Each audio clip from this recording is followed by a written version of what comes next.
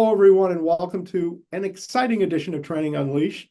Let me start off on behalf of the Learning Network and thanking everyone for being here today, and thank our sponsors, C-Suite TV and C-Suite Radio. Our guest today is Dirk van Reenen of BERGflow, and he is a returning guest.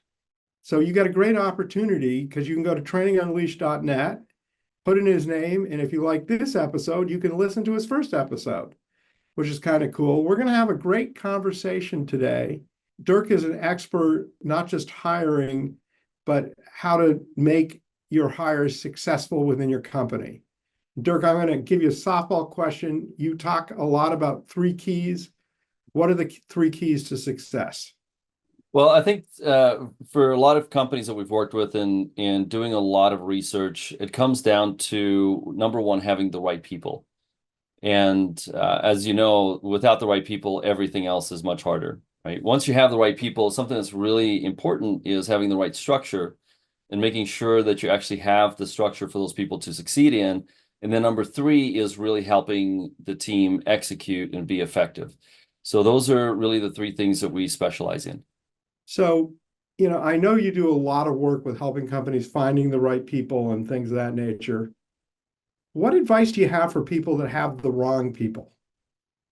And, I had a situation, and I've known people with the same situation where their highest performing person, generally a salesperson who makes the most sales, that if you didn't have that sales, your company wouldn't make any money, but is a toxic person to the organization. Maybe first, how do you determine what the right person is? And then when people don't fit that mold, how do you handle it? You asked a great question here, so I'm going to unpack it just in a couple of different ways. Number one, I'll start with a story. In 2014, I went from being a real estate agent that had multiple locations for running a real estate sales team. And I was recruited to become a brokerage CEO in Houston, Texas. So I relocated to Houston, Texas, and I was working for a brokerage that at the time I started had about 180 agents, and we're doing somewhere around $380 million a year in sales. I went from kind of having a small team of, 12, 14 agents to now running a brokerage that had, close to 200 agents. And one thing I noticed really quickly, and I never really paid attention to it so much when I was in the sales side of it, but once I became the CEO of a brokerage, you quickly start seeing, these salespeople that are just high-performing salespeople, but they're just a pain to deal with, and I think like that's the question that you're asking, right? Is that, Yeah. it's kind of, male or female, but they're like prima donnas and they want everything catered and they break the rules and they kind of do what they want. And it's just like, but they kill it in sales, right? And so I had an agent like that. And usually when you have an agent like that, you do whatever you can to retain them because they're just such a high producing person, right? So they make a lot of money for the brokerage, but not just that, they give the brokerage a lot of market share, which is really important in the real estate game. Market share is vitally important. And after about probably about a year of like dealing with this person, I was just had it. And they came up and they were, one day just kind of complaining about things at our brokerage and telling us how great this other brokerage is. And they said, well, I'm going to go to that brokerage, if you don't fix these things. And I said, pack your bags and go. Like, I don't care. And essentially just told that person, hey, you're not welcome here anymore. You go ahead and go. And then I found out that person was brutally upset that we let them go, right? Even though they came to me and said that. But at the end of the day, there's two things that I learned. Number one is that person really wanted me to fight for them. They wanted me to show them just how much we care about them. And the truth is, because we work with a lot of CEOs, right? Founders, startup CEOs. And so we work with this type of person that's a very driven person. And the truth is that most of the time, people that are exceptionally highly driven are in a way running away from themselves, right? They're trying to accomplish something. They're trying to perform in a way where at some level they'll be loved and accepted. And at the core, like that's true for most high producing people, which means that you've got somebody that's very driven, that can succeed at a high level, that can win at a high level. But sometimes they come with a lot of baggage, right? Because like they're oftentimes running away from something versus like purposely like moving towards something.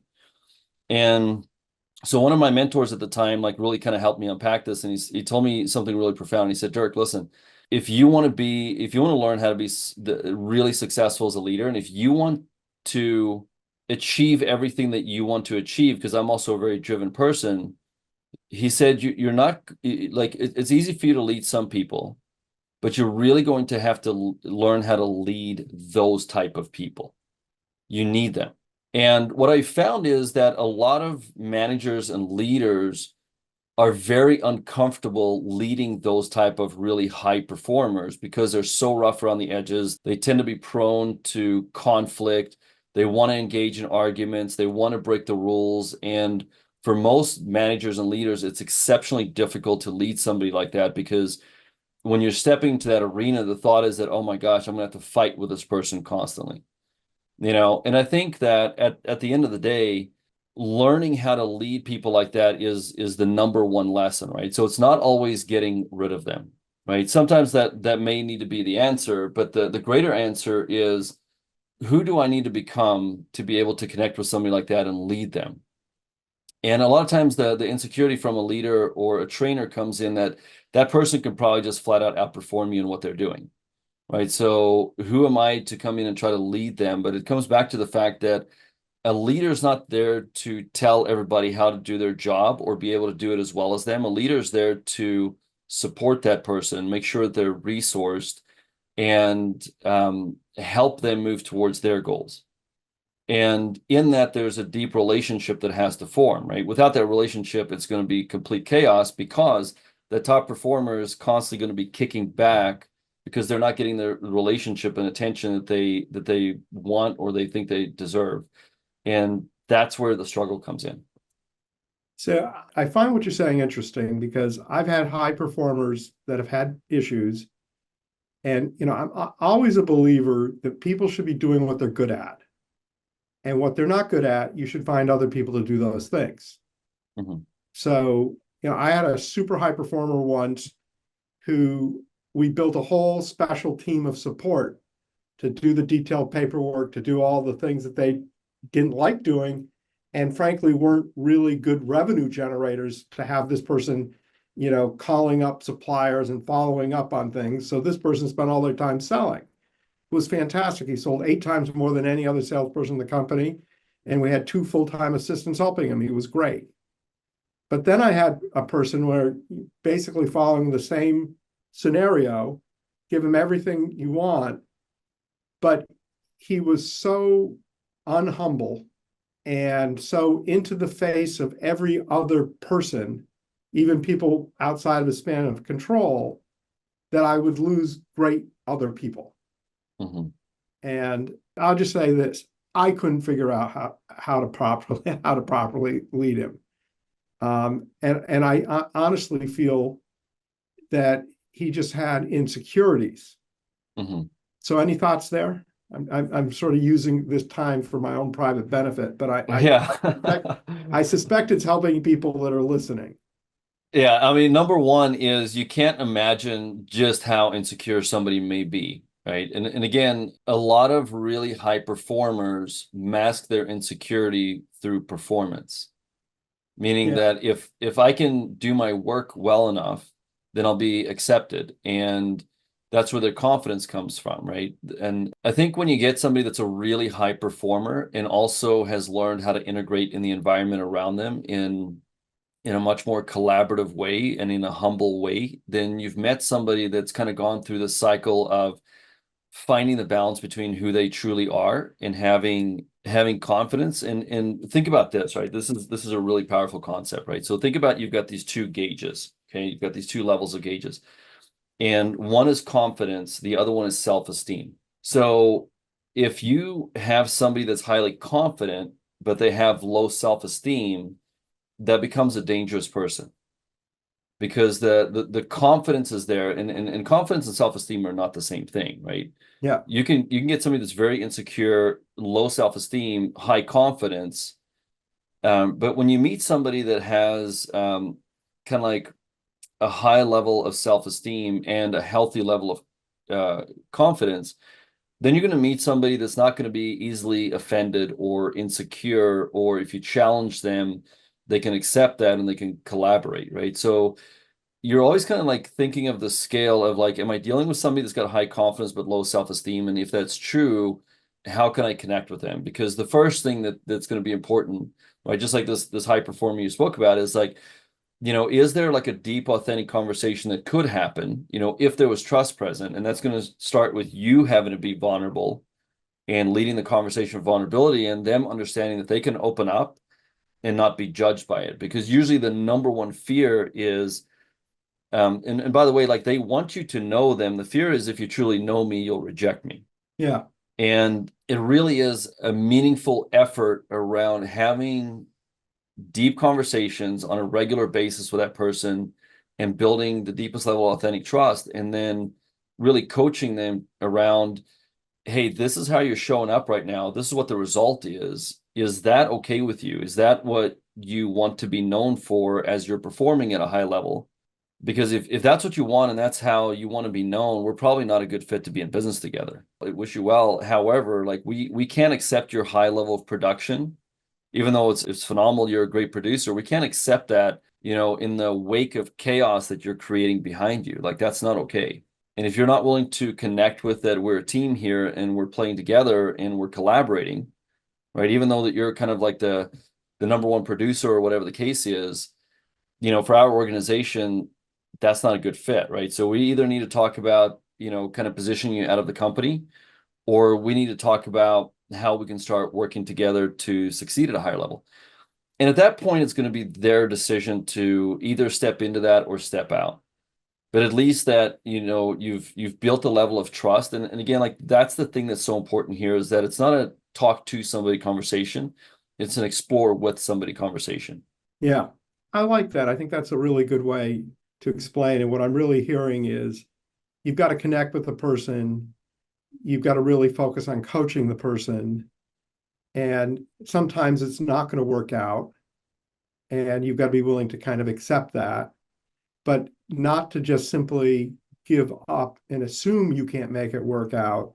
You've really got to learn them. That's essentially what I'm hearing from you. Would that be correct? That's the foundation of it. And by the way, that's why, like, in our hiring system, you spend so much time getting to know somebody before you even hire them. But if you kind of inherit a team, right? If you're hired into a management position or leadership position, and you inherit a team, the first 90 days should be spent just having really deep conversations with your team and getting to know them at the deepest, most authentic level. Because once you really know somebody, it's so much easier to lead them. If you don't know who somebody is and what they're good at, where they struggle, what their insecurities are, what are the things that are important to them, how do they like to communicate? I mean, like, if you don't learn all of these things, then it's going to be exceptionally hard to lead them. And really, leadership is helping somebody move towards what they want, right? Not leadership is not like we have a goal in the company and I'm here to drive you towards that goal, right? Leadership is, how's your personal goal aligned with a company goal? And then how are you going to win at both as we move forward in the company? So as I listen to you, there's an adage. First off, say that I'm going to share the adage, but without prejudice, don't think that I'm necessarily agree with the adage. But the adage is, if you're a leader, you're not a friend. Do you agree with that? Because if someone spent the time to really get to know someone and really understand their needs, wants, and things, it's likely you're going to become a friend. Mm-hmm. So should a leader be a friend with someone that reports to them, or should a leader avoid becoming friendly? What's your thoughts on that? Yeah, great question. So there's two trains of thought here, right? There's what I would call transactional leadership, and then there's what I would call relational leadership, right? And transactional leadership is more about the transaction and hitting the goal and the process of hitting the goal, within the company, where relational leadership is more about developing somebody on the way to the goal. And that's always like, there's this interesting conversation that I like getting into people with, that like, explain the difference between a leader and a manager to me. I love that conversation. Like, what is a manager and what is a leader? And like, the most simple way that I've been kind of able to deduce like what that is a manager is concerned with hitting the goal, and like developing a process and hitting the goal, right? The leader is most focused on helping the person develop on the way to the goal. So there's something in leadership that I think is really important, and that is if the leader's true statement to themselves and to the person that they're leading is this, that I am more concerned with helping you and developing you than I am with you liking me. Okay. If that is true, then I think that you could be their leader and their friend, but you're not concerned with them liking you. The moment that as a leader, you're more concerned with somebody liking you and, wanting to please them, then you've lost the game, right? Then you're probably in that friend mode where now you're not willing to have practice candor, right? And like, there's these two concepts between like care and candor. And this is something that I've got still a plaque in my office from like 2016. I had to really go through a deep level because like after Houston and leading that brokerage, I was able to grow that brokerage very aggressively. And then I got relocated to Columbia, Maryland to run a brokerage that was doing $800 million a year in sales with, 450 agents and executive leadership team of, 13 people, right? So it was a much higher level of responsibility. And as a CEO in that company, I learned a whole lot of new lessons, right? And one of the lessons that I had to learn was the balance between care and candor. And like there's these two camps, and whenever we do a training, we always ask people, okay, who is more in the care camp? Like raise your hand. Like you really care about people, you want to help them, you're very relational, you tend to want to serve people and take care of people, right? And then who is more in the candor camp? Okay, and that is that you're very task oriented, you're very results oriented, you're concerned with like, let's get this thing done, like what's the process, like let's move forward. And usually in behavioral patterns, there's kind of four primary behavioral patterns that you're going to get across like 300 different kinds of assessment. Like a lot of them use the same science, they're just different reports and different software. But at the core four, like these four, they're all either relational based or task based. And so you're going to get somebody that's maybe 2 and 2 or 3 and 1 or 4 and 0 or like whatever the case may be, right? So if you're really strong on candor, which I was, then what's going to happen is you're going to push forward to hit the goal so hard that you're just going to start breaking relationships.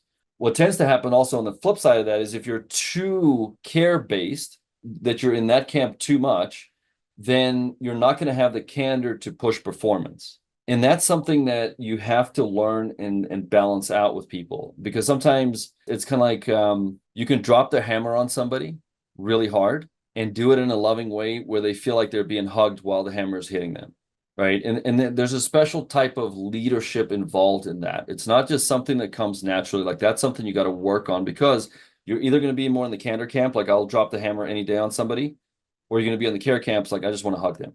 And part of leadership is also understanding when to do which one. Let me take a moment and talk to you about something really big happening at the Learning Network. A lot of people think extended reality, like virtual reality, augmented reality, 360, etc., is about tomorrow. We're not there yet. We're not ready. Let me tell you, the Learning Network is ready today. We are doing incredible things. And the amazing thing is it's not as expensive as you think, and the return on investment is incredible. Learn more. Visit learning.net to learn about the future of training at the Learning Network. And it's interesting. I really feel when you truly care about somebody, that's when you are candid with them. Yes. Because the greatest gift is honesty. One of my leadership philosophies, which I think enables candor, is finding and catching people doing things right and acknowledging them for it.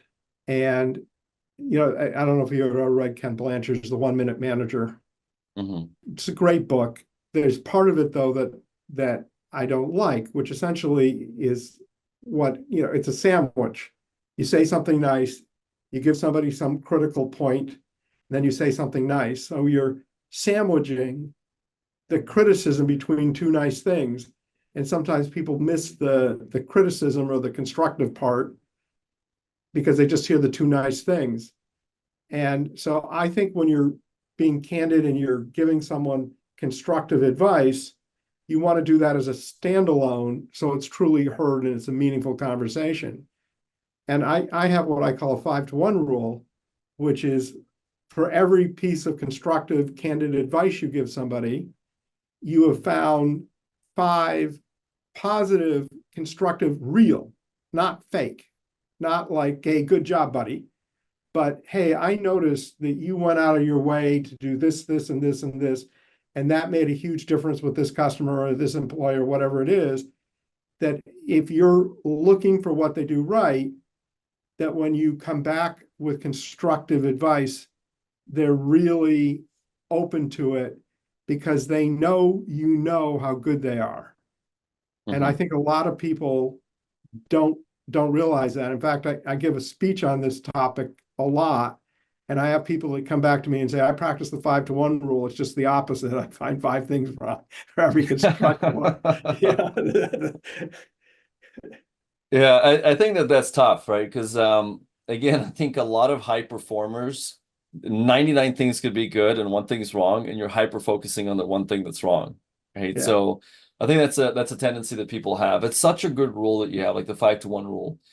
And I've even been told like that needs to be like 9-to-1 or whatever the case, right? Because some people tend to be critical, and it's easy for them to kind of walk around and just kind of nitpick on like what's wrong and what's not right, and you miss the opportunity. And this is something that I struggle with personally, right? So this is something that I've had a lot of coaching around, because it's very easy for me to have everything be at expectation and standard, and the team worked exceptionally hard to make all of those things happen, and then I spot one thing and I go straight to that one thing, and the moment I do that, it absolutely just deflates the team. Right. Yeah. And that's also the kind of leader that when that kind of leader shows up, the team goes, oh my gosh, they're here again. What's going to be wrong this time? So I think like that's such a powerful thing for leaders to do. And again, some people are going to do that naturally. If you're more inclined towards care, that's going to become very natural to you. And the one thing that you do need to correct may even be a challenge for you. As far as like the sandwich thing, like I actually like that a little bit. And I think that it does take skill though, right? Because I think I think too, like that's probably something that needs to be practiced more, Evan, by somebody that tends to go towards candor, right? Because if they didn't have the sandwich, like if you're more inclined towards care, which I presume that you are, right? Then it's going to be very natural where you're going to be showing care a lot. So you're doing those 5 things, like, and saying like, hey, great job on this. And I really appreciate how you showed up in that situation. That when you do the candor part, it feels like, okay, hey, that was hard, but I know like Evan really cares about me, right? Without the sandwich part, there's some leaders that they need the sandwich, because if not, they would constantly just be handing out the hard stuff, and they would never be doing the bun on either side, right? So I again, like it comes back to like where your balance is. That's an interesting point. And which I also think then brings down to the other point, which you're making, haven't literally said, but I'm hearing you make, which is you have to treat every person based on who they are, and not every person the same exact way. Because That's huge. I mean, like, yeah, do you have kids by the way? got 3 wonderful children. Okay, so like the quickest thing in this, like if somebody says, yeah, I've got kids, especially multiple kids, like, do you treat your kids the exact same way? Yeah, not at all. Not at all, right? And Because they are so different. right.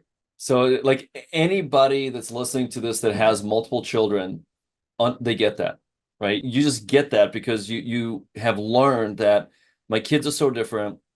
I have to treat them differently for us to build a relationship, in the ways that we connect, in the ways that I discipline them, or whatever the case may be. Like, you're very individualized there because they're so different. But then sometimes we get into leadership positions and we're just like, oh, I'm going to treat everybody the exact same way. And it's not the way that we're intended to treat somebody. Like, this is why, by the way, that I love using like behavioral assessments, because a really solid behavioral assessment will unlock a ton of data about, one, who I am as a leader, and secondly, who is this person that I'm interacting with, and how are we alike and how are we different. And by the way, if I look at my team, if I look at my 3 or 4 key leaders that I lead, how are each one of them different, and how can I help them connect with each other and understand each other at the highest level? And then if we look at all 5 of us, who are we together? What's our team dynamic?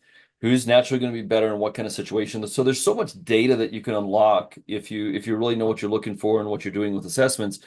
that can help you in every aspect of, you know, kind of what you would deal with in the work environment. So, Derek, this has been a great conversation.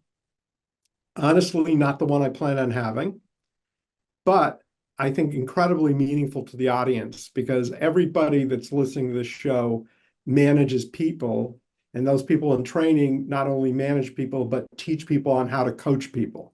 So I think this is incredibly helpful. I would love it if you could just take some time and let the audience know more about you and your company and how you help organizations. Because, the iceberg story, the 10% above the water. Well, I know we actually maybe got to 1 or 2% of you, Yeah. right? So tell everyone a little bit about the 98% that we're missing of you and what you do and what kind of clients you work with and services you offer and things of that nature. Yeah, and I appreciate that. So first off, our company is called BERGflow, right? So it's appropriate that you kind of use the iceberg, kind of analogy on that. But our company is all about helping other companies take on big challenges and unlocking big rewards, but also, and that's the Berg part of it. And then the flow part of it is like, how do we teach teams how to work together to collaborate and actually be able to get into the state of flow at work, where you truly bring your best to the work that you're doing. And we absolutely like our motto, is build something worthwhile. And we love that because our belief is that if you're going to spend your time and effort and energy working, you may as well be building something worthwhile. Like, there's no way that you could ever bring the best to what you're doing if you don't believe that you're building something worthwhile or being part of a team that's building something worthwhile. So that's like really important to us. And what we do is we love working with companies that want to achieve great things, that want to truly build something worthwhile. And our passion is coming in and helping them build the team to do that. And that's our fascination. It's our curiosity. It's our passion. It's what we love to dive into, is like understanding teams, how to collaborate, how to bring the right people together. How do you implement a hiring process that's phenomenal? How do you onboard people, to really help them understand what the company is about and how they can succeed in the company? And then how are you getting to training and leadership development to help that person succeed? And that's really the core of what we do. And the way that we typically work with companies is on a 5-month engagement, and kind of come in and really just evaluate what's going on. And what we found is a lot of companies, especially fast growing companies, get into this kind of vortex phase where it's just chaos. In every department, every division, everything that's happening is kind of like, oh my gosh, we're growing so fast, things are happening. Or the alternate, the opposite of that is if you start going into decline, you start getting into chaos as well, right? So being able to go into those kind of environments and really understand what's happening. And then the other thing is that where is this company actually going? And what we find over and over and over is that a lot of founders and CEOs don't adequately share their vision with the organization, and also that the C-suite team hasn't really learned how to lead through vision as well, right? They think that they're only leading from the vision of the founder or the CEO, but they have to develop their own level of vision and lead through vision. So we love just diving in and really going deep on that, and then plotting a course for success. So our kind of timeline is a 36-month timeline, to be like, where are you now? Where are you going in 36 months? And let's chart this out, and let's build the org chart for 36 months from now, and dial in your key profiles of who you need to hire. What do those hires look like? What do those job profiles look like? How to go find those right people, and then how to start bringing that team together. So that's what we do. And then also we offer kind of key leader retreats. So whether it's like a one-on-one retreat where you just want to kind of go 3 or 4 days and really work on your vision and clarity, or that you want to bring your team in, we do that as well. And I might point out you have a fantastic facility for people that are looking for an amazing facility to do some kind of retreat. Yeah, so we have another company that we own called Merus Adventure Park in Texas, and it's actually located in the second largest canyon system, North America. But it's an amazing place just to get away from it all, just to unplug, get away from technology, go on some beautiful hikes, or go out in the canyon on a Jeep, go caving, just kind of reset and get away from the noise. And the thing that we love about that is just unlocking new levels of clarity. And like we experience this all the time that, you know, when you're in the city, you're going, you're constantly connected to technology, there's a level of clarity that's not available to you. So when you say no to all of that and get you and your team away from all of that for a few days, there's this like new level of connection and clarity that emerges. That's just a beautiful thing. So we love to facilitate that here. You know, when I was, running a multi-billion-dollar company, I did retreats like that all the time. And well, I say all the time, like once a year. But it is amazing how it gives your group a sense of belonging and greater clarity, and they're memorable experiences Yeah. with high value. So Derek, you're very good explaining about your company, but you forgot the most important thing, which is to share your website and how people can reach you. Yeah, so you can reach us at bergflow.com, Berg, Flow, flow.com. So I'm going to say it one more time because people are listening and sometimes it's hard to write everything down. And if you're driving, you pull over. The website is BERGflow.com. We always end the show, and as you know, because you're a repeat guest, with if you had one tip to share, what would that one tip be? Yeah, I think the greatest thing that I can share with somebody that's a leader that's working with a team is really take the time to get to know your team at a deep level.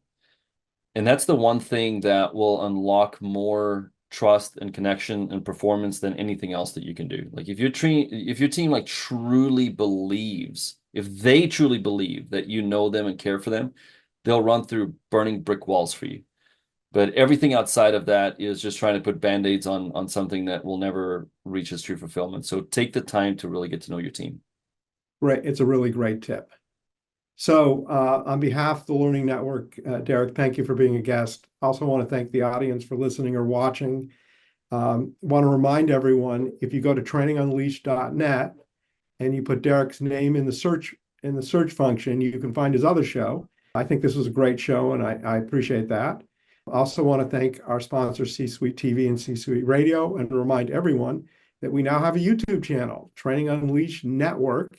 You can't find all our episodes there yet. Someday we hopefully will have them all uploaded. So if you want Derek's first episode, you got to go to trainingunleashed.net.